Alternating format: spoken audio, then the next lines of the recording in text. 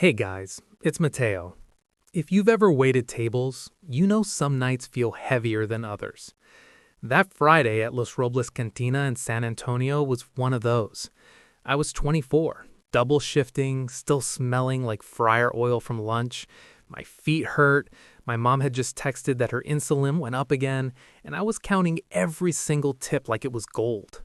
The restaurant was slammed. Kids running around, mariachi band in the corner, birthday parties everywhere.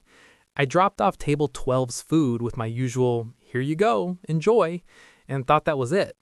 30 seconds later, a woman stood up so fast her chair fell backward. This food tastes like it was made in a gas station bathroom by someone who doesn't even belong in this country. She was staring straight at me. The whole place went dead quiet. I swear, even the music seemed to fade. My heart just sank. I remember the tray feeling like it weighed 1,000 pounds.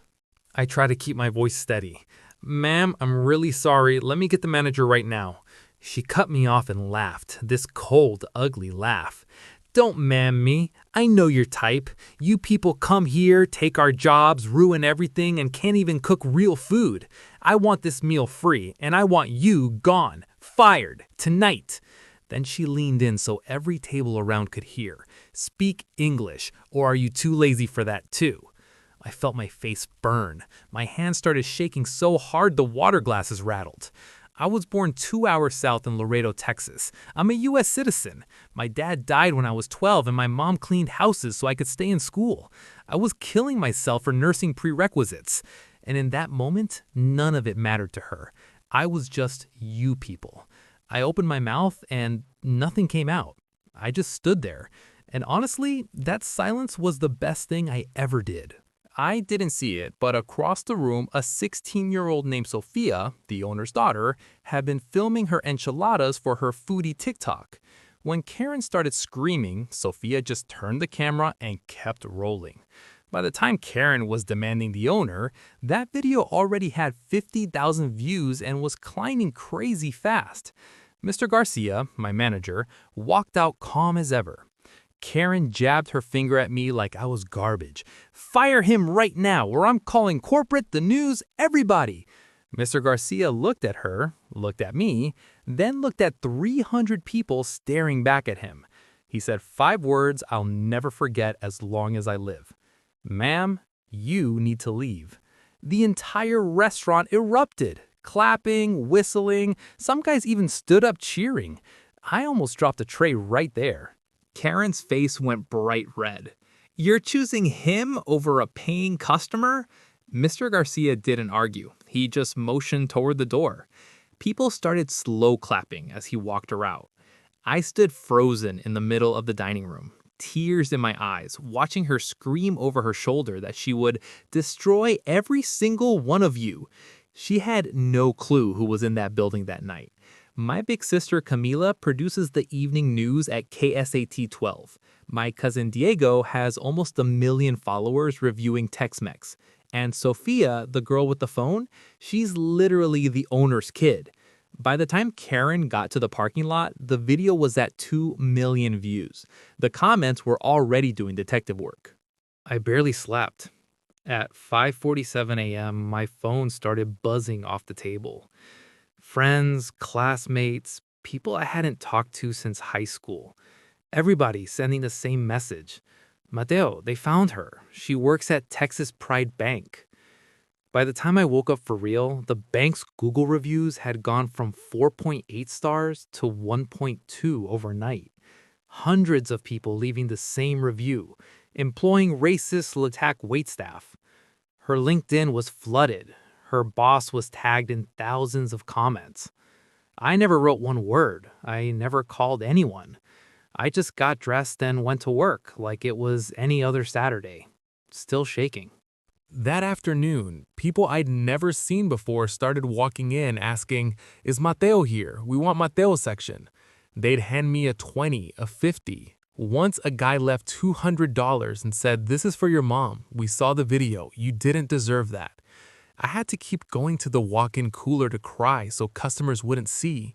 Then the restaurant started a little GoFundMe. Help Mateo's mom with medical bills. Goal was $5,000. By Sunday night, it was at 40,000. By Tuesday morning, 87,000 and climbing. I sat in the break room staring at the number and just lost it. Monday afternoon, she posted that crying apology from her kitchen. You've probably seen it. I was stressed, bad day, I have Mexican friends.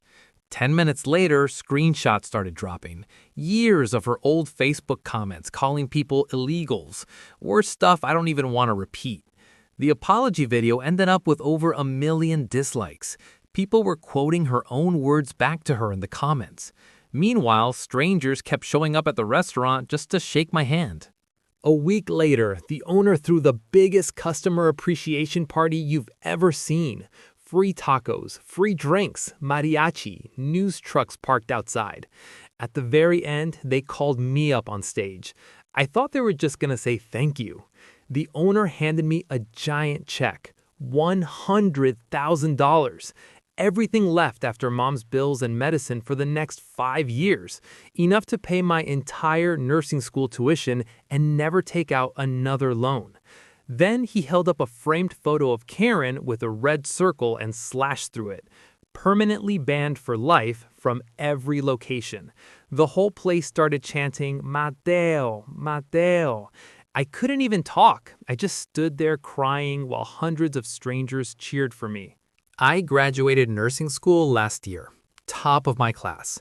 I work in the ER now, 12-hour shifts, saving lives, running codes, holding people's hands when they're scared. Karen moved 3 states away, changed her last name, works retail as far as anyone knows. My mom's diabetes is under control, and she doesn't have to choose between medicine and groceries anymore. And every time I walk into Los Robles Cantina, which is a lot, they still won't let me pay. They just clap when I come through the door. I never yelled back that night. I never cursed her out. I never even told her she was wrong. I just kept my head up and did my job.